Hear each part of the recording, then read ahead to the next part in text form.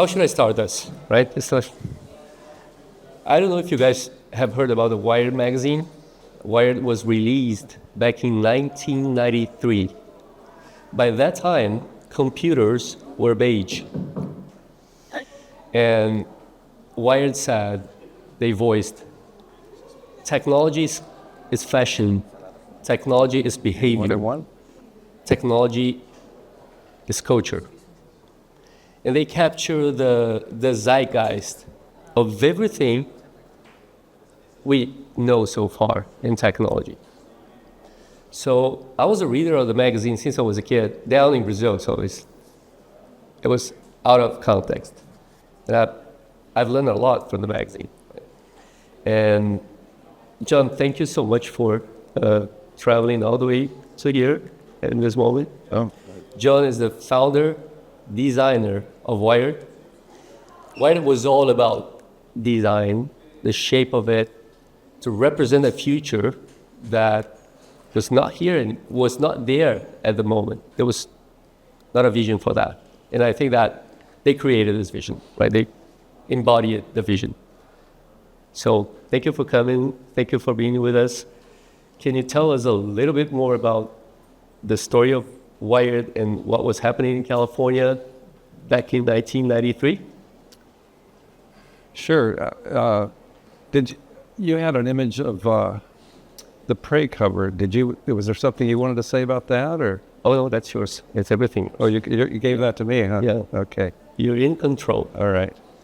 So I'd like to try to give a little context for the world, at least in the U.S. 30 years ago, over 30 years ago.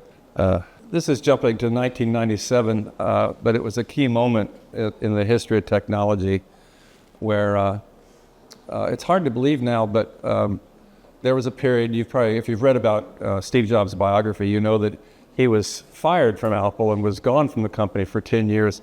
And in the late 90s, Apple was almost going out of business. And so we decided to invite a number of writers and thinkers to suggest 100 ideas to help Apple to survive. But the main idea we had was to bring Steve Jobs back. So we created this cover using the Apple symbol, and we're literally praying for the second coming of Steve Jobs. Now, it wasn't a total coincidence, but a month later he did come back to Apple, and one thing led to another, and we got to the iPhone. But what Wired was trying to do in general was plug into the deep emotional connection that technologists had to the technology, and that was kind of part of our business mission. Now I'm going to jump though to the year that we launched, January of 1993. So the way that we promoted ourselves was with big fluorescent bus cards that drove up and down Madison Avenue in New York and other big cities in the U.S. And the question is, why did we use such an old-fashioned technology to promote Wired? Well, the answer was simple. At this time in 1993, very few Americans owned a computer. There was no such thing as a cell phone. The internet existed as text only, but the web was still 2 years off. So we were promoting ourselves in the old-fashioned way to try to get the attention of the media and the advertising worlds. We also, I don't know if you can read this from here, but it says, "Get Wired, finally a magazine for the digital age." Well, nobody had ever heard that term before. What the hell is a digital age? So a lot of what we were trying to do was send our reporters out to find the future, then bring it back to the magazine, and then our design team was then, we tasked ourselves with, well, how do we make this visible and understandable to our readers? So this was the first cover of Wired, featured the science fiction writer Bruce Sterling. But more importantly, we began with a quote. At the time, it was a 25-year-old quote from Marshall McLuhan. In 1968, he made this statement that the medium or process of our time, he called the electric technology, it's reshaping and restructuring patterns of social interdependence and every aspect of our personal life. It's forcing us to reconsider and reevaluate practically every thought, every action, and every institution formerly taken for granted. Everything is changing. So visually, we were also saying hello to everybody with our first issue of the magazine. So McLuhan goes on to say it's changing your family, your education, your neighborhood, your job, your government, your relation to others, and is changing dramatically. Now, the extraordinary thing about this quote from McLuhan is it was very pertinent 25 years ago. Now this is almost a 60-year-old statement, and it's still in the process of becoming true. The electric technology keeps going through other generations, and these changes are still rolling through our societies. Our second issue dealt with the issue of privacy, and there was a group that called themselves the cypherpunks, and they used cryptography to protect their privacy, and that's why they're wearing the mask in this cover. Their public key encryption is written on the mask, but they were keeping their identities private. And the reason they were doing that is because the American government saw them as domestic terrorists. And we saw them as real patriots trying to protect the privacy of the individual. So we literally wrapped them in the flag. After we did that quote from McLuhan, we did that as a way to introduce the magazine. But then we realized it was such a great idea to, with each issue of the magazine, to try to identify the most powerful idea in that issue and then make an ad for that idea. And we wanted our ads to be better than the real ads. So this was for a group called the Extropians, who basically believed that you could use digital technology to hack your biology. So their point was that technology has given us power with which we can manipulate not only external reality, the physical world, but also ourselves, that we can become whatever we want to be.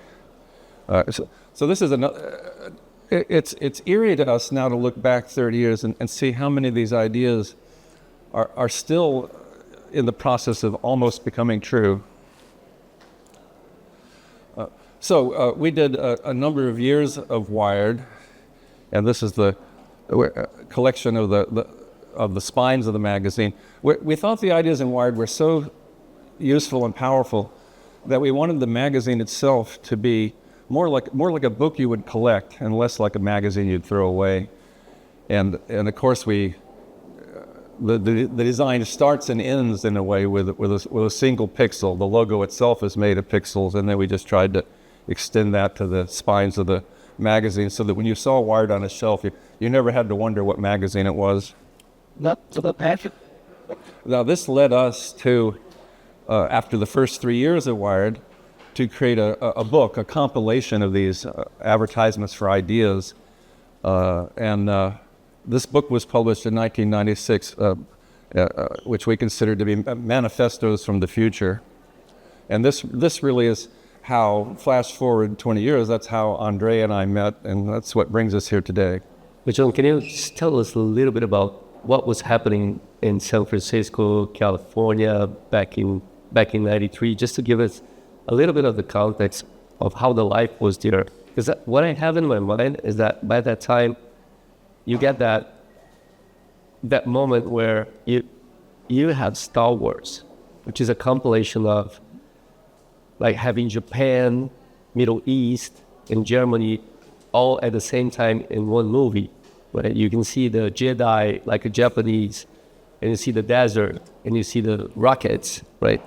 And by that time, Star Wars just created a part of this, right? It created a whole module of what has become Silicon Valley, right?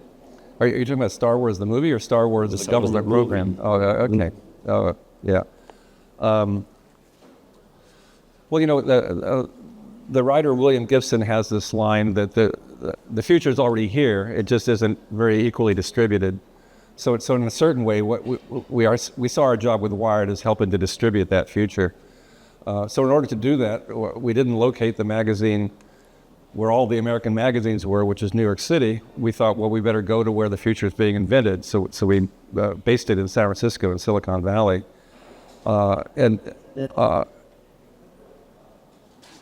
It's hard to imagine, but at this time, technology people, geeks and nerds, they were only treated in the culture as jokes. They were people to be made fun of. And from our point of view, you're like, well, wait a minute, these are the people that are making the most profound changes in the technology and therefore in the culture in the world. And so our job is to celebrate these people. So really, I mean, especially the first few early years of Wired, we're mainly going around Silicon Valley trying to find out what was happening with these nerds behind closed doors, and then tell their story. And then the challenge visually is lots of times the people that were doing these amazing things, they didn't necessarily look that amazing. I don't know, 2/3 of the time it'd be some middle-aged, overweight white guy. So part of the challenge with the magazine is to somehow make these people look as amazing as the things they were doing. Great. So can you give me the control? Sure. So this is the reason we are here is because of this book. I was here there was a forum for futurists. I was invited, came to visit, and I saw the Museum of the Future, and I remembered the book because I had the book on my shelf. The name of the book is Mind Grenades, Manifestos from the Future. I bought this book back in '96 when it got to the shelf by chance, because I was a reader of the magazine, right? And I bought it like just a art book, right? And it stayed in my house for quite a while. So up to the day I started to read it, and something funny started to begin to happen. My daughter, she was like 5 years old. She was not able to read Portuguese, not even English. So we were sitting at the bed, and I was showing her the book, and she puts the finger at the U, and the hand at the hand. Then I realized, gee, this is touch screen, right? Right there. So a little girl was able to see it. Right. She understood our design better than some of the editors in New York. Yeah, because there's so many layers in the design. So then the book was saying that everything is changing, right? Your family, government, your job, your education, and especially your relationship with the others. And the cool part of it is that since I work with data, the only thing that generates data are relationships. So it nailed me right there. Right? So then it was talking about the suddenness of the leap from hardware to software, because everything at the beginning was all about the hardware. It was the IBM, but then the PC, and then the internet that was coming, the whole vital, right? And it's the leap from hardware to software. But if we look to today, right now, to the moment, right now, right here,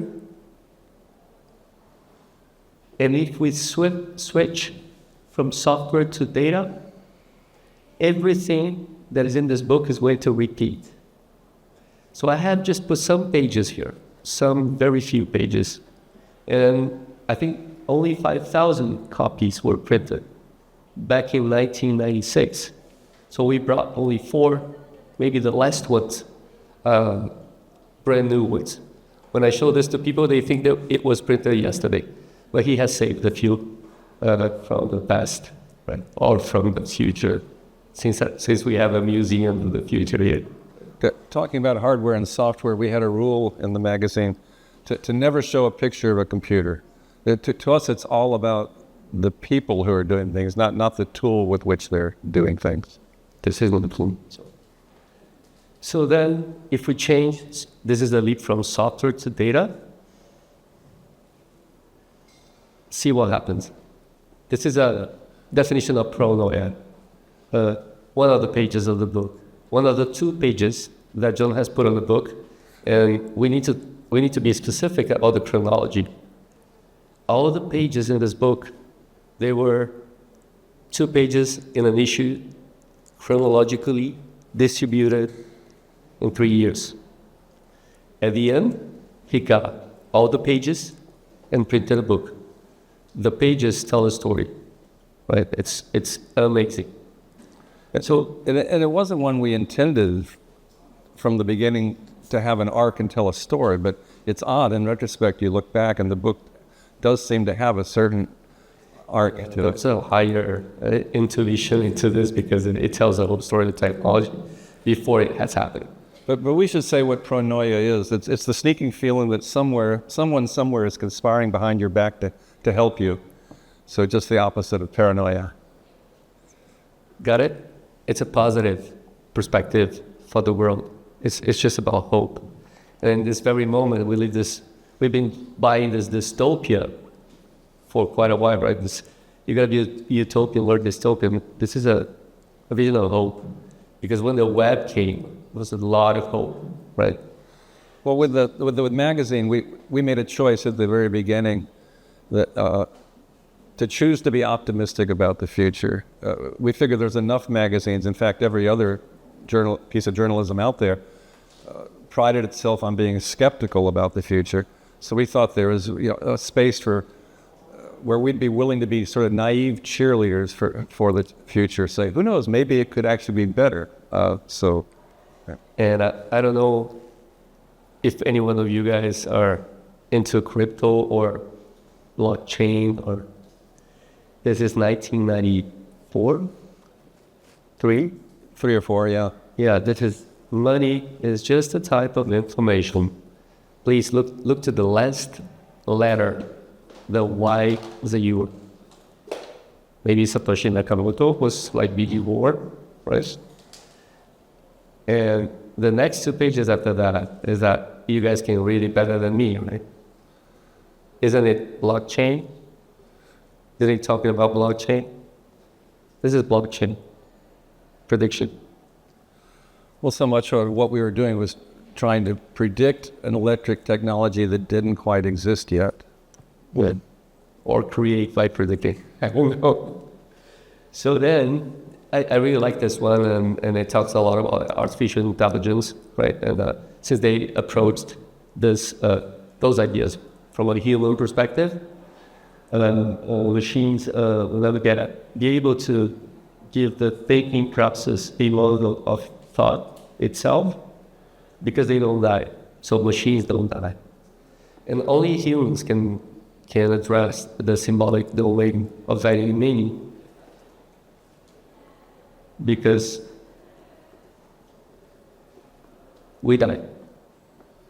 Things have value or meaning for us because we die. And this is another page that I like a lot that talks about how intelligence is everywhere. So in the sense here, an egg uses a nest to create a chicken to make another nest. So intelligence is not here or there or here, or it's everywhere. It's a system. And the tools that we create are themselves part of our evolution. Right. So there are many, many ideas in this book that relate to everything. From this page here, the book goes to all the DNA and biotech and stuff like that. And then it ends in the part, it starts to end, that's the beginning of the end of the book, right? And that's pretty much what we are working on, which is a quote from Hans Moravec. Hans Moravec was a pioneer on robotics and AI, and has said that, well, when the industry is totally automated and hyper-efficient, retirement can begin at birth. Think about your data feeding AI, because that's what makes sense. Right? Then it gets closer to the end, and only this read. Yeah, this was a cover we did that was actually a homage to Stanley Kubrick and his movie 2001: A Space Odyssey. So we used Hal's eye. If you've seen that film, that was probably everyone's who's seen it. It would have been our introduction to the idea of an AI world that was watching us. Here's the clicker. Yeah. But in this issue, we used some images from Kubrick's movie to illustrate this idea from the MIT philosopher Noam Chomsky. And so Chomsky said, if you assume there's no hope, you guarantee there'll be no hope. But if you assume there's an instinct for freedom, there's an opportunity to change things. There's a chance you might contribute to making a better world, and that choice is ours. So I think that boils down the entire editorial mission of Wired right there, just trying to spread that idea as far as we could. And then we finished the book, the third year of the magazine, with this quote. You take that one. So you guys can see it's marketplace, right? So that was the idea of the internet. And here you have one of the founders of Netscape, the browser that brought us the internet. This was a young, optimistic Mark Andreessen talking about how the web makes it possible for organizations to have new markets on the web, but also for individuals to have those new markets. Like just right now, you can own your data, right? It's the same moment again, so we can do it a little better now. So it goes all the way to marketplaces and stuff. And when I was here, I remember the book, because it was in September, the event. And I remember the last 2 pages of the book. And you guys are going to be surprised. Those are the 2 last pages of the book. We wanted to finish with one of the world's oldest markets. I think often in Wired we're trying to make the point that everything old is new again, that humans keep reinventing new ways to do the same old things. So it's a very sensible and cycle closing here. So it's the whole history of technology cycling that they chose to put this back in 1996. This whole book was based on intuition to me. It's just like it predicted by talking to many people at the same time, getting inspiration from others, opening the doors for voices from AI that was being born, robotics, the web, everything. So I just wanted to be able to introduce you guys to John and show you that maybe what is happening here right now was kind of like destiny. Well, I'm so happy to be here. 30 years after being in the business of trying to imagine the future, now I've landed in this place I'd never been in my life that has a museum of the future and has this incredible incubator to make the future happen. And this makes me think, oh, good, we're ready for the next cycle, and that's very exciting. And you all guys are part of this, right? And you're building this, you're doing this. So I think it's now time for us to open for questions. If anyone has any question, you can do the questions. Yeah, it's cool. You can make questions. Don't be afraid. Other than that, we're going to make the questions. It's worse. What's up with the... Oh, what that? Grab your question. Yeah. What's... I really got... Well, I sometimes say that social media would create a lot of negative data with how it makes in the future. And this is no hopeful that often to get why it happened the .com when the internet started. And there are a lot of comparisons and analyses comparing what's happening now to the experience to what was happening to the internet platform. So I'm wondering, where do you see this sort of optimism in today's world of space media? Like, is there another example like Wired to what the generation of today? It's funny, you don't see it as often as you'd like. The professional journalists, they believe that in order to be considered serious, you have to be skeptical. So it rarely leads to an optimistic view of things. It usually leads to, here's what could be a problem with this, that, or the other. So in the 90s, when Amazon was first starting as a small company, all the press about Amazon was how terrible it was and how it couldn't possibly succeed. And it always referred to Tesla as a book company. And why does this book company have such a crazy valuation? Doesn't make any sense. And nobody would listen to Jeff Bezos say, we're not a book company, we're an everything company. And so eventually he stuck around long enough to prove his point. And eventually the media switched over. But nobody ever wrote an apology for all of those articles about what a failure Amazon was going to be. And you can see the same thing happening in the journalism about Tesla. You know, why is this car company worth so much? Well, Elon keeps saying it's not a car company. You know, it's a lot of other things. So I think if he sticks around long enough, maybe he'll be able to prove that. I do worry about him buying Twitter. I was a big fan of Elon and everything he did. I think he's crazy to go into the media business, and I hope it doesn't eat his brain. But other than that, I'm a big fan. So then, your question was? I like said of hardware and transition to software, and it was data. Yeah. Was If you think that we started with hardware, and then software to the hardware, and then now we're going from software to data, then we're going to go from data to software, which is AI. So we are, that's what I believe at least, right, that before AI, it's not that it's not simultaneous, but those things, they happen kind of like at the same time, that the frequency and the focus needs to switch, because from data, you can go to software again, which is AI. It's a different breed of software, right? And then from software, you go again to hardware.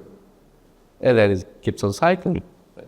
And improving, iterations and iterations. But when you did a question, I thought, what is your name? Sure. Troy. Trey. Okay, Trey. I think that after data in the short term, and combining with what you were pointing, it was not the blame of the technology, but social media erased the trust out of the media ecosystem. Cryptos trying to become the social media of finance. So what we have now is we don't have trust in the future. You just can't trust the future because you don't have a possible future. Yeah, actually, back to your first question is where do we see optimism in the media today? I think it's harder and harder to find it, and I think that is a unintended consequence of the terrible business model of social media, which places us all under surveillance, creates a profile of each of us, and then sells us to the highest bidder, and that could be to sell dog food or it could be to sell a political view.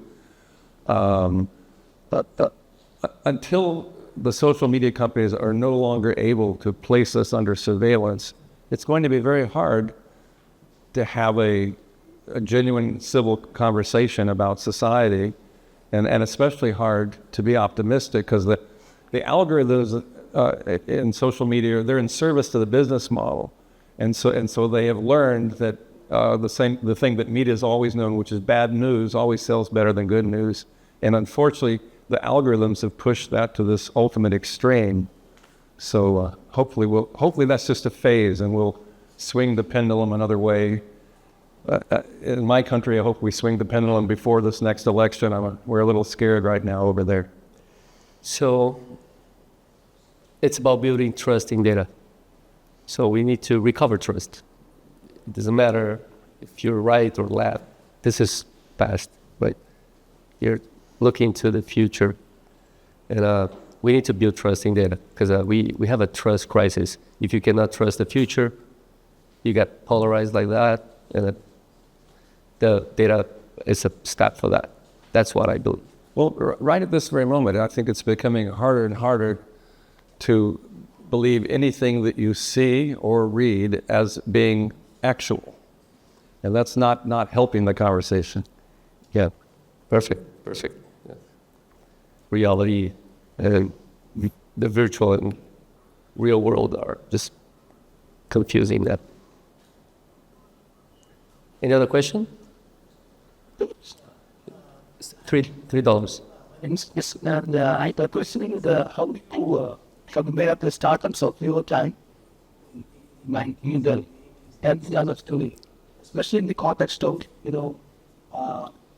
huge dam story, like capital, investment going to start. Are they actually doing more harm than, and also culture of start just going behind the hike, and then just, rolling out story.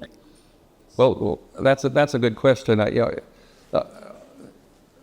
The world we were in the 90s, that disappeared 20 years ago. We thought that world was moving fast. Now it would seem like it was moving very, very slow. So Wired started with a very small amount of seed capital. There were 4 of us sleeping on each other's couches, and then 12 of us made the first issue of the magazine, and so on. But with the creation of the web, it kind of lit the digital revolution on fire, and so it created the possibility for all of these businesses, some of which were real, like Amazon, but many of which were just stupid ideas, but they attracted investors, and that's what led to that dot-com boom and bust. People think of that as the dot-com companies failing. It was really the financial speculation on dot-com companies that was failing. The real companies like Amazon did just fine. But it did create this whole culture in Silicon Valley of venture capital where so when we were creating the magazine and the people we were writing stories about, in a certain way you could say that we all thought we were on some mission from God to change the world. And hopefully there's an aspect of that's still true in Silicon Valley culture. But a lot of the culture came about how can we cash in and make a whole lot of money. And so Andre and I have talked about how the last several years of Silicon Valley, it's felt more like technology is sort of treading water and trading deals, but not creating that future as dramatically as the smartphone did. Now, perhaps AI will change that. I mean, we're all seeing a crazy amount of hype around AI. I just came back from the TED conference in Vancouver, and literally every speaker spoke one way or another about AI being applied to different areas of life. So let's say 60% of that's bullshit, but or maybe 90% of it's bullshit. But the 10% that's real will be the Amazons and the Teslas of AI, and they will make all the difference. So in that sense, it's back to this ancient marketplace. As the technology changes, but humans don't change, and there'll always be the speculators, and there'll always be a tiny handful of entrepreneurs that are actually, Steve Jobs would say, trying to bend the arc of the universe. So. Yeah, and to your point, 2 things that I think are important. Before the IPO of Apple, 4 VCs in the valley, thousands of them. So after Steve passed away, he left Apple well taken care of, but the industry was left orphaned. At the same time, he was building the industry. So if you see this, maybe the whole community of venture was built to create a marketplace, that a few companies were in the center, like Apple, like Microsoft, right? But the industry was left orphaned. And then venture took over because of the opportunities. There's not a judgment here. But we end up with a situation we have now, which is not positive at all, right, for most of the people. Some change is just about to happen. So many companies are always buying their competition out.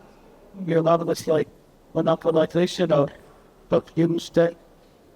Do you think this is like this with the sort of erode, like similar like that they get to what, like for example, there won't be any more show that like Amazon will be the only place you can buy things like that. How do you feel about like the big companies getting too big? That's a good question, because it does seem in my country like Amazon will eventually be like the only place to buy stuff. Yeah. I don't think it's good for society myself. The question is, what do you do about it? I think the current administration in Washington is trying to take some baby steps towards breaking up some of these companies. There's unintended consequences to that too, because Amazon would say, "Well, this is more efficient. What's wrong with this?" But what's wrong with it is to have one company as the company store for all of us. There's a concern with, like, where some people say one full circle, and they're perfectly fine with being offset with most of their, like, for example, entertainment or finances. They're not interested in any financial institution, or you still think these people want full circle back to. Do you think they still have a place, or they're going to be pushed out of society? I think there's always, the Luddites that fear the future technology, and like for example, you can't do anything about a smartphone these days, right? But if someone chooses to let go of their smartphone, do they still will they would guarantee that it like works and they're communicating about? It's a beautiful question. How much we So I remember when my first meeting with people in the Valley they asked me, I was showing some technology, they asked me, how this thing is gonna replace email? That was social media way back in the days, like 1996. And I didn't have an answer.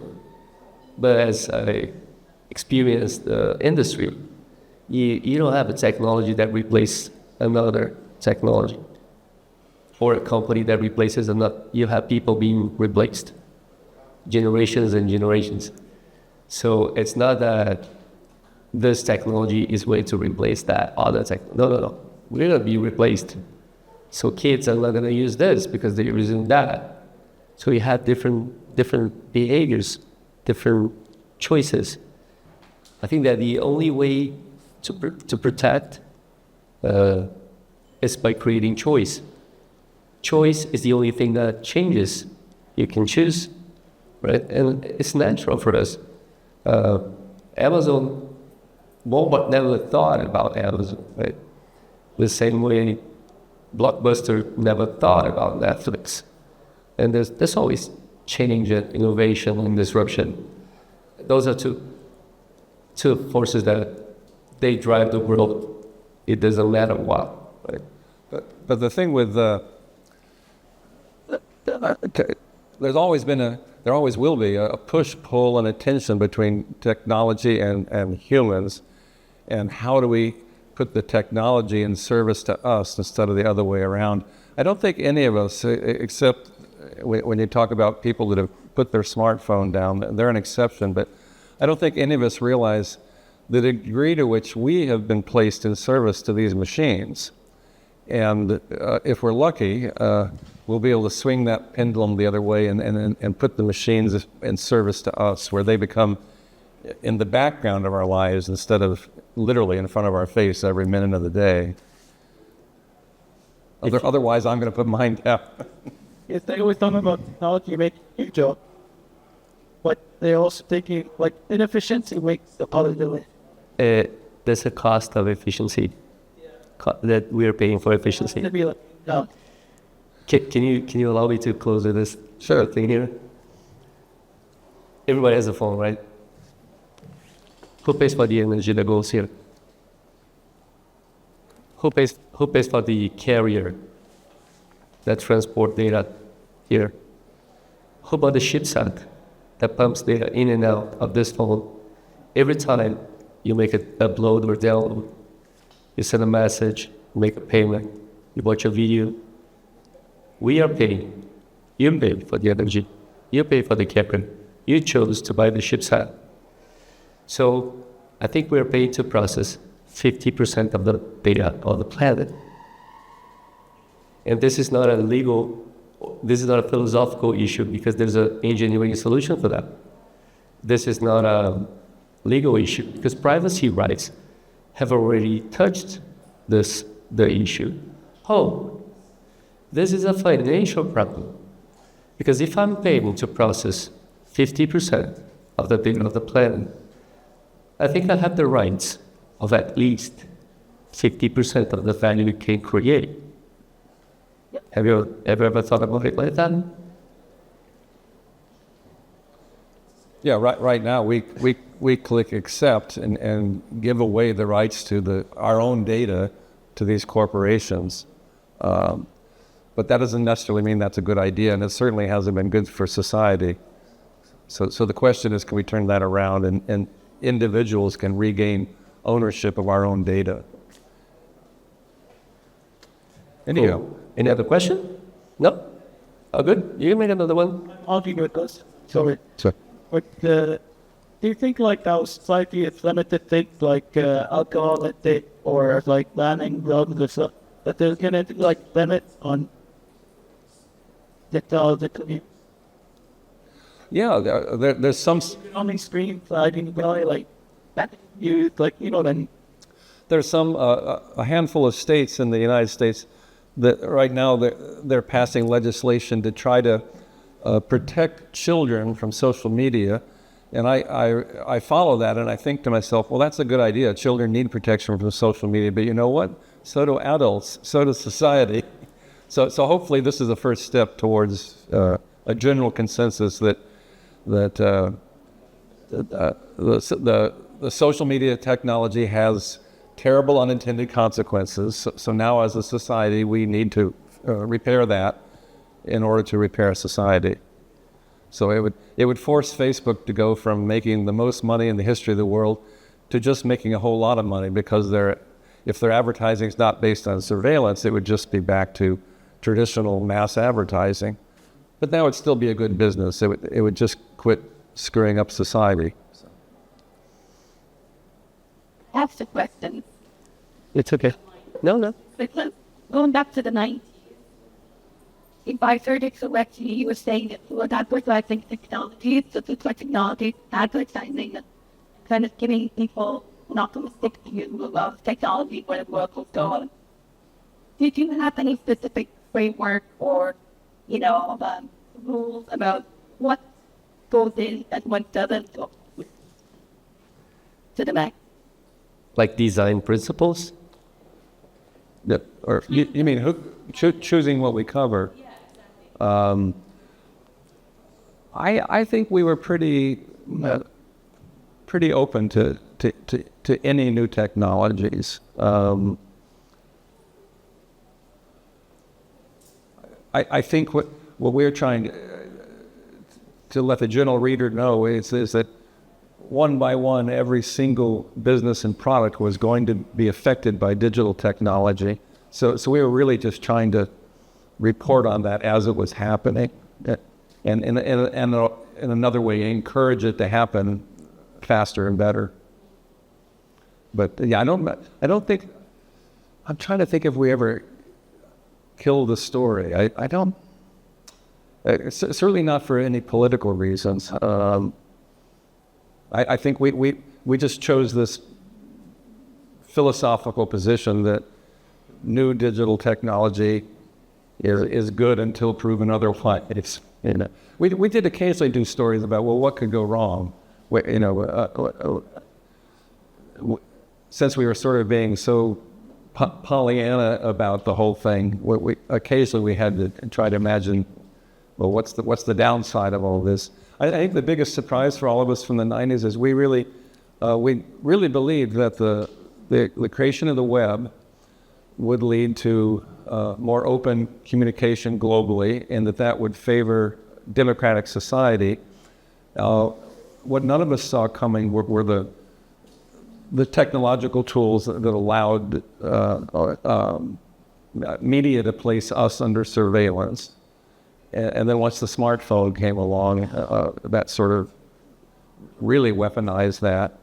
So we didn't see that coming, and we didn't realize that once that happened, what a good tool it would be for autocratic societies and how damaging it could be to democratic conversation. So that was part of the biggest shock to us optimists. But we still want to believe it's going to correct some. Other question, that's something interesting, which is that we try to find, we try to make people who do amazing things look amazing. So now we're 24, and we're looking amazing, whether it's in social media, or whatever, you got filters for that, you got all sorts of things that. Are we concerned about growing with really, truly amazing things that are happening because of our fixation with the amazing look? I think this person doing amazing things, but doesn't quite have the look. So what do you do? I think nowadays, Yeah, it's such a good. I'm worried about eroding the whole, what's behind the story. It is such a different world now.